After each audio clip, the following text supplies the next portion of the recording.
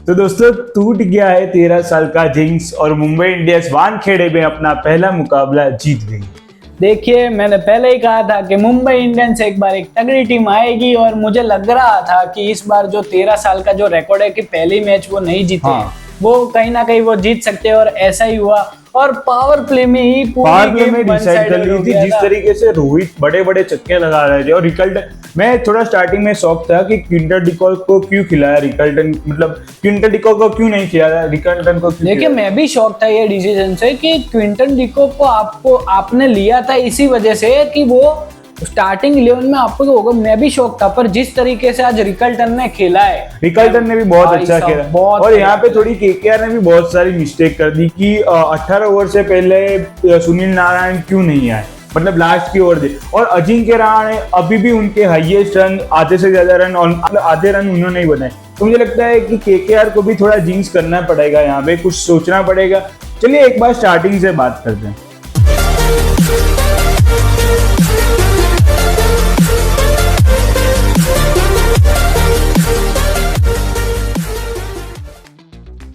तो सबसे पहले मुंबई ने टॉस जीता और सिलेक्ट की गेंदबाजी करना सबसे पहले, और केकेआर बल्लेबाजी करनी है। अजिंक्य रहाणे 67 रन बनाए 40 गेंदों में। फिन एलन ने भी उनका अच्छा साथ दिया, 17 गेंदों में 37 रन बनाए। तो ओपनिंग इनकी सही रही थी। ओपनिंग, जहां तक की ओपनिंग इनकी चल रही थी, मुझको कहीं ना कहीं लग रहा था कि मुंबई आज जाने वाली है। जिस हिसाब से फिन एलन और रहाणे स्पेशली जो पावर प्ले में रहाणे ने बल्लेबाजी की है, भाई साहब, हार्दिक पांड्या के एक ओवर में यार 26 रन आ गए बहुत से। और एक आध ओवर तो उन्होंने बुमराह का भी बहुत अच्छा खेला और 11 रन पड़े थे। तो रहाणे की मैं स्पेशली बात करूं तो यार रहाणे को लोग ऐसा क्रिटिसाइज करते हैं कि वो टेस्ट प्लेयर है या टिकटॉक एकेडमी, पर आज रहाणे ने बताया कि वो क्यों इस टीम के कप्तान है और वो क्यों ओपनिंग करते हैं। देखिए, अभी ये लोग बोल रहे थे कि रहाणे निकल जाएगा, रिंकू सिंह कैप्टन बन जाएगा, लेकिन आज भी ये टीम रहाणे पे उतनी डिपेंडेड है जितनी एक साल पहले थी, या मतलब आगे भी हो सकती। बिल्कुल सही बात है। और देखिए, रहाणे कहीं ना कहीं एक अंडररेटेड खिलाड़ी कायम रहे हैं। हमेशा भी देखे, हमेशा से वो अंडररेटेड खिलाड़ी रहे। और मेरे को लगता है कि सैयद मुश्ताक अली में भी रहाणे ने बहुत अच्छा परफॉर्म किया था। उनका ही आपको यहाँ पे झलक देखने को मिली। और इनके फिर आए 22-25 करोड़ के खिलाड़ी कैमरन ग्रीन 10 गेंदों में 18 रन बनाए। देखिए, वो लग अच्छे रहे थे, एक छक्का और एक चौका भी बनाया, लेकिन वो उनका इम्पैक्ट वो कन्वर्ट नहीं कर पाए बड़े रन। देखिए, कैमरन ग्रीन की बात करूं तो सबसे बड़ी मिस्ट्री यही है कि ये इतने करोड़ में कैमरन ग्रीन को कैसे केकेआर ने ले लिया। कुछ प्रूव किया होगा आपने तो ये प्राइस बनता है, बहुत ज्यादा है। और इसी वजह एक रीजन यही भी है कि ये जो अभी प्राइस का बर्डन आ गया ना, प्राइस का ये हमने हर साल देखा है कि प्राइस का तो होता है। फिर आए अंकुश रघुवंशी, उन्होंने बनाए 29 गेंदों में 51 रन। और जैसे हमने कल भी डिस्कस किया था कि अंकुश रघुवंशी वो प्लेयर टू वॉच आउट, ये पूरे सीजन इनका केकेआर का, मतलब ये रन मारेंगे ही मारेंगे और कंसिस्टेंसी बनाएंगे। बिल्कुल सही बात है। देखिए, यहाँ पे हम दर्शकों को बता दें कि कल हमने लाइव किया था, पर वो टेक्निकल इश्यूज की वजह से वो लाइव नहीं हो पाया था। वहां पे हमने डिस्कस किया था कि कल की जो मैच होगी उसमें कलकत्ता के लिए Ankush Raghuvanshi the player watch out for होगे। और ये पूरी सीजन की बात कर रहे हैं हम, क्योंकि वो एक बढ़िया टैलेंट, बढ़िया प्लेयर। फिर इनके जो आने वाले कप्तान है, 21 गेंदों में 33 बनाए रिंकू सिंह ने, 4 चौके लगे, लेकिन चक्के नहीं लगा। बैटिंग उन्होंने अच्छी की, लेकिन वो स्ट्राइक रेट से, मतलब जो स्ट्राइक रेट से वो जाने जाते हैं, जो छक्के लगाने, हमने T20 वर्ल्ड कप में भी देखा कि वो वाले फॉर्म में अभी भी नहीं लग रहे रिंकू। देखिए, यहाँ पे मैं बात करूं कि हमने अभी भी बोला कि रहाणे, और जब फिन एलन ने स्टार्ट किया तब हमें लगा कि मुंबई के घोड़े लगने वाले, पर जिस तरीके से मुंबई को कमबैक करवाया है, स्पेशली जो फिनिशिंग चाहिए थी, वो नहीं मिल 240-250 की स्टार्ट आपको मिल गई थी, पर वो आप कन्वर्ट नहीं कर पाए। बॉलिंग की बात करो तो ट्रेंड बॉल यहाँ पे बहुत बड़ी दिक्कत करेंगे शायद मुंबई को इस साल, क्योंकि उन्होंने 9.5 की इकोनॉमी से गेंद डाली, और वो जिस चीज के लिए जाने जाते हैं पावर प्ले की बॉलिंग की, वो उनकी बिल्कुल भी अच्छी नहीं। देखिए, ट्रेंट बोल्ट का यार, मैं सही में बताऊं, मैंने प्रीव्यू में भी बोला था, ट्रेंट बोल्ट की अभी एज हो गई और मैं लास्ट 3 सीजन से देख रहा हूँ वो जो उनकी नए बॉल की धार थी, आपने पहला ही बॉल उसका देखा है कभी? वो वाइड डालते, दो वाइड डाल दिया, तीसरे गेंद पे चौका खेल फिर ये एक्यूरेसी की कहीं ना कहीं ट्रेंट बोल्ट में कमी आ गई है। जो वो फुटबॉल नए बॉल से खिलाते थे, आज अभी बैट्समैन उनको फुटबॉल खिलाने लगे। तो ये कहीं ना कहीं एमआई मैनेजमेंट को देखना पड़ेगा कि ट्रेंट बोल्ट की जगह आप कॉर्बिन बॉश को भी खिला सकते हो। कॉर्बिन बॉश को भी खिला सकते। और मैं यहाँ पे थोड़ी बात जसप्रीत बुमराह पे थोड़ी सी जगह, क्योंकि उनकी भी गेंदबाजी इतनी अच्छी नहीं रही।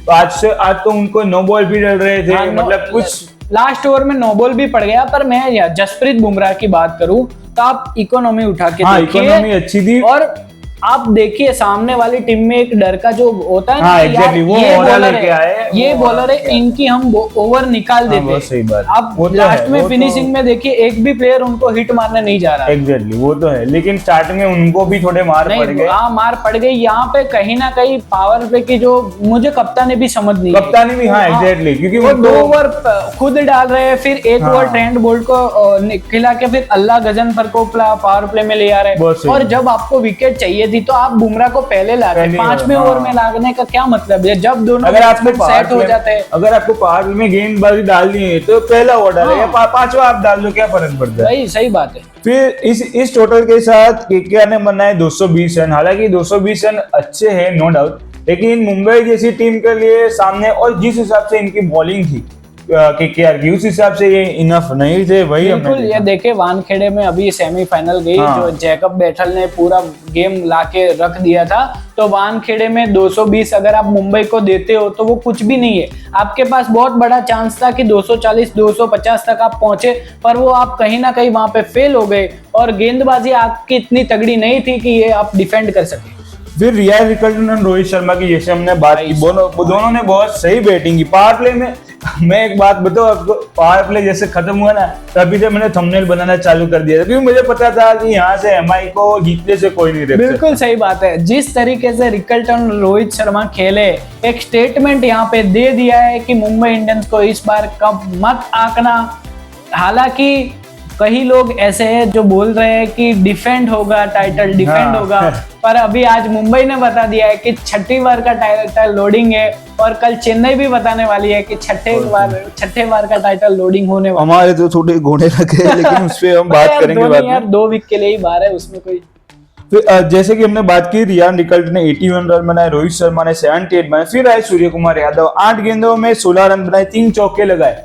लेकिन वो थोड़े अच्छे लग रहे थे, क्योंकि उनका जो T20 वर्ल्ड कप था उतना अच्छा नहीं गया था, लेकिन फिर भी उन्होंने 16 रन बना दिए। 200 के स्ट्राइक रेट से बनाए, ऊपर से आपको सेट मिल गया था, तो वही उन्होंने कंटिन्यू रखा। लेकिन वो कन्वर्ट कर सकते थे। वो जो शॉट मारने गए ना, वो भी हाफ हार्टेड शॉट था। वो अगर पूरा मारते या पूरा टाइमिंग के साथ मारते तो वो छक्का जाने वाला था। तो ये कहीं ना कहीं पावर हिटिंग के मामले में सूर्य कुमार यादव कहीं ना कहीं थोड़े पीछे लग रहे हैं मेरे को।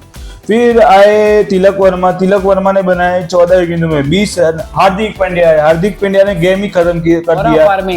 11 गेंदों में 18 रन बनाए, और नमनदीप 2 गेंदों में 5 रन। वो लास्ट थोड़े फिनिशिंग एक आध चौके लगाने आए। देखिए यहाँ पे मैं तिलक वर्मा की बात करना चाहूंगा। जहां तक कि मैं बात करूं, रोहित शर्मा आउट हो गए, रिकल्टन आउट करे, स्काई आउट हो गया, तब तक ऐसा था कि 15-16 ओवर में मैच मुंबई इंडियंस को खत्म कर देने और ज्यादा रन रेट से जीत सकते थे। रन रेट ज्यादा से जीत सकते थे, पर तिलक वर्मा कहीं ना कहीं मुझे आज बहुत फंसे हुए, और मैंने हर टाइम देखा है कि ऐसा कुछ होता है तो तिलक वर्मा बहुत फंसाए नजर आते हैं। मैच तो आप जीत गए थे, पर आपको श्योर करना था कि आप आरसीबी की तरह मार्जिन से जीते, आप नेट रन रेट बढ़ा सकते थे। वो कहीं ना कहीं आज मिस कर गई मुंबई। और केकेआर ने भी देखिए बहुत सारी गलतियां की। सबसे पहले तो मैं बोलना चाहूंगा कि सुनील नारायण को इतना लेट क्यों ले आए? जब गेम ही खत्म हो गया था तब सुनील नारायण को लाने की कोई जरूरत। बिल्कुल सही बात है। देखिए, आप बार बार कमेंट्री में बताया जा रहा था, बार बार स्टेट्स दिखाए जा रहे थे कि रोहित शर्मा सुनील नारायण फंसते हैं। सुनील नारायण ने लास्ट में एक विकेट भी ले ली, और अगर वो विकेट जल्दी गिर जाती फिर वो नमन जिराते और फिर वो फंस भी सकते। कहीं ना कहीं कप्तान की यहाँ पे देखो, आपने रिंकू सिंह के फेसेस भी देखे होंगे, रमनदीप ने चिढ़ गए थे। तो यहाँ पे रिंकू सिंह की कप्तानी की भी टेस्ट होगी। रहाणे इंजर्ड होकर बाहर चला गया, अभी उनपे भी देखना पड़ेगा। एक और injury issue Calcutta night Riders में आ गया है, तो कहीं ना कहीं कप्तानी की यहाँ पे मुंबई की भी भूल थी, और उनसे बड़ा ब्लंडर तो आज कोलकाता नाइट राइडर्स ने किया है। आपको शुरुआत में ही सुनील नारायण को लाना चाहिए था। बहुत सही बात है। अच्छा, आज हमने देखा कि जिस हिसाब से रोहित शर्मा खेले, कल हमने देखा कि विराट कोहली ने क्या इनिंग खेली। बिल्कुल सही। लेकिन कल जो मैच है वो MS धोनी तो मिस होगा, उसमें हम मिस करने वाले हैं जो आईपीएल के तीनों लेजेंड्स है, जिसके पिलर पे जो 18 साल से इस गेम को चला रहे, और ये प्लेयर्स ऐसे एक टाइम पे मैं बोलूं कि ये आईपीएल से भी बड़े। बिल्कुल सही। तो चेन्नई के एज ए चेन्नई फैन मेरे लिए तो ये मैच फीका फीका ही रहेगा। और एक ब्रेकिंग दे दूं कि डेविड ब्रेविस भी कल का मैच नहीं खेलने, उसका भी इंजरी इशू है, वो कल का मैच नहीं खेलने वाला है। तो हम कल के प्रीव्यू पे आ जाए तो Rajasthan Royals versus Chennai super Kings का मैच है। चेन्नई सुपर किंग्स की इंजरी अपडेट हमने दे दी है कि ब्रेविस भी कल का मैच नहीं खेलने वाले और MS धोनी भी स्टार्टिंग के 2 वीक बाहर है। तो क्या लगता है इस टीम में अभी कौन कौन से चेंजेस हो गए CSK के प्लेइंग 11 में? क्या राजस्थान ऐसी टीम है कि वो चेन्नई को हरा सकती है, या फिर चेन्नई सुपर किंग्स एक बार फिर वन साइडेड राजस्थान रॉयल्स को हराएगी? देखो मैं बात करूं कि इस साल हमने बैकअप अच्छे लिए। देखो सरफराज खान आ जाएगा ब्रेविस की जगह पे, या फिर आपके पास एक और ऑप्शन है उर्विल पटेल तो प्लेइंग 11 बनाने में ज्यादा तकलीफ नहीं होगी। और एक और ऑप्शन है मैथ्यू शॉट का। हालांकि कुछ लोग बोल रहे थे कि मैथ्यू शॉट भी इंजर्ड है, लेकिन जिस हिसाब से वो नेट में कल बैटिंग कर रहे थे, जिस हिसाब से उनके वहां से रील आ रही थी, और CSK का कोई भी अभी तक ऑफिशियल स्टेटमेंट नहीं आया कि मैथ्यू शॉट इंजर्ड है, तो मैथ्यू शॉट भी यहाँ पे ब्रेविस मतलब उसी नंबर 3-4 नंबर पे वो बैटिंग भी कर सकते हैं। तो ये प्लेइंग 11 में थोड़े बहुत चेंजेस हो सकते हैं। बात करूं यहाँ पे ओपनिंग की, तो मुझे लगता है कि इस बार शायद संजू को 3rd डाउन या फिर ऋतुराज को 1 डाउन आना पड़े। अब मात्रे को ओपनिंग करवानी पड़ेगी, क्योंकि सारे इनएक्सपीरियंस बैटर्स आप पीछे के लिए नहीं रख सकते। आप संजू और ऋतुराज दोनों में से एक कोई 3 नंबर पे खेलेगा तो फिर बैटिंग थोड़ी लंबी हो जाएगी। मेरे हिसाब से संजू को तो ओपनिंग ही करना चाहिए, क्योंकि उनको वर्ल्ड कप आपने देखा वो ओपनिंग में अभी सेट हो गए। आपको ऋतुराज को 3 करना हो तो करिए, आयुष महात्रे के साथ ओपनिंग करिए, और फिर 4 नंबर पे आप मैथ्यू शॉट को खिला सकते हो। फिर आप सरफराज खान का भी ऑप्शन है, उर्विल पटेल का भी ऑप्शन है आपके पास। और एक लड़का है जिनकी बात चेन्नई के कैंप में और जो भी मतलब अभी स्पोर्ट्स जगत है उनमें बहुत कुछ हो रही है कि रामाकृष्ण घोष की बॉलिंग भी हमने देखी है कि वो स्मैश में बहुत अच्छा करके आए, जैसे और वो बैटिंग में भी हिट लगा सकते हैं, सिक्सर लगा सकते हैं। तो रमाकांत घोष भी यहाँ पे प्लेइंग 11 के हो सकता है। बिल्कुल सही बात है। तो ये देखिए ये तो बात हो गई चेन्नई सुपर किंग्स की। अब बात आ जाती है राजस्थान रॉयल्स की। तो राजस्थान रॉयल्स का एक रॉयल्स किंग जो पहले सुपर किंग्स में खेल रहा था, रविंद्र जाडेजा, तो वो अब चेन्नई के सामने खेलेगा। बन्ना वापस आ गया है। तो राजस्थान रॉयल्स का क्या लगता है, कैसी टीम है, कैसे उनकी प्लेइंग 11 बनेगी?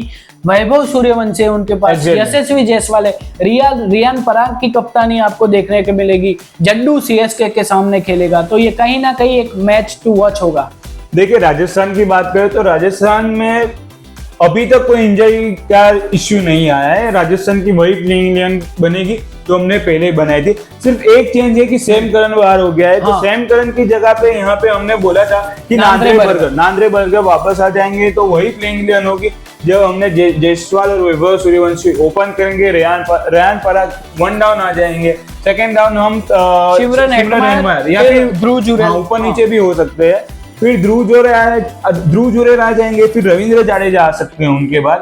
फिर डोवेनर फरेरा आ जाएंगे फिनिशिंग टच के लिए, और फिर नांद्रे बर्गर तो है ही, जोफ्रा आर्चर है उनके पास, और बॉलिंग में संदीप शर्मा है, और स्पिनर में उनके पास रवि बिश्नोई। तो इस हिसाब से उनकी प्लेइंग 11 बन रही है। बिल्कुल सही बात है। और इम्पैक्ट में आप युद्धवीर सिंह चरक को भी ला सकते हो, ये आपके पास ऑप्शन है। तो देखिए कहीं ना कहीं फिनिशिंग में दिक्कतें थोड़ी लग रही है, क्योंकि दिक्कतें लग रही है। नई टीम है, देखो फिनिशर्स नए हैं। रविंद्र जाडेजा हमने देखा है कि कुछ मैचों से फिनिश नहीं कर पाया था, इसलिए वो शायद वनडे हमने लास्ट सीरीज उनकी वनडे की भी इतनी अच्छी नहीं रही। तो रविंद्र जाडेजा को देखना पड़ेगा कि यहाँ पे कैसे खेलते हैं। बिल्कुल सही बात है। तो राजस्थान और चेन्नई में यहाँ पे मैं पलड़ा ऊपर रखना चाहूंगा चेन्नई सुपर किंग्स का। हालांकि उनमें इंजरी कंसर्न है, पर उनके बैकअप इतने बढ़िया है कि चेन्नई सुपर किंग्स को वरी करने की जरूरत नहीं है। और उनके पास स्पिनर में नूर अहमद है, फास्टर में खलील अहमद है, अंशुल कंबोज है, और बैट्समैन भी मुझको कहीं ना कहीं संजू सैमसन है यार। T20 वर्ल्ड कप खेल के जिस फॉर्म से वो आ रहे हैं, तो मुझे लगता है कि संजू को यहाँ पे बहुत ज्यादा और संजू भी राजस्थान रॉयल्स के खिलाफ खेलेगा। हाँ, और जो उनके साथ बिहेव हुआ है पिछले 1-2 साल से, जिस हिसाब से उनकी कैप्टनसी छीनी गई और उनको लास्ट तक मैंने देखा कि वो प्लेइंग 11 का हिस्सा भी नहीं थे, डगआउट में बैठे। जो हसर डेविड वार्नर का हुआ था सनराइजर हैदराबाद में, हमने देखा था, बिल्कुल सही। वैसा ही कुछ संजू की वो गुस्सा लेके आएंगे और वो गुस्सा वो पिच पे दिखा है, बड़े बड़े लंबे छक्का है, वही मैं होप करता हूँ। और प्रेडिक्शन पे आ जाए तो मैं तो ऑब्वियसली सीएसके को प्रेडिक्ट करूंगा। अभी आप देखिए प्रेडिक्शन आपकी चेन्नई सुपर किंग्स हो गई, तो मैं ऑब्वियसली राजस्थान रॉयल्स मेरी होगी। तो अभी तक के प्रेडिक्शन की बात करें तो स्कोर है 2-0। आरसीबी का भी मैं जीता हूं और मुंबई भी हमारी जीत गई है, तो 2-0 है। अब कल का मौका मैं आपको देता हूं, चेन्नई सुपर किंग्स जीत जाए और 1-2 का हमारा स्कोर हो जाए। बाकी आपको क्या लगता है कि क्या मुंबई जीत गई, लेकिन क्या अभी भी उसमें कोई इश्यूज है? केकेआर की क्या मिस्टेक हो गई? केकेआर की कैप्टनसी में क्या इश्यू है? केकेआर की बॉलिंग रिलेटेड क्या भी इश्यू है? क्या यहाँ पे आपका प्लेयर ऑफ द मोमेंट था, वो भी आप हमें कमेंट करके बताना। कल का प्रेडिक्शन क्या होगा, कौन जीतेगा, वो भी आप हमें कमेंट करके जरूर बताना। वीडियो को लाइक करना, चैनल को सब्सक्राइब करना और मिलते हैं आपको नेक्स्ट वीडियो में।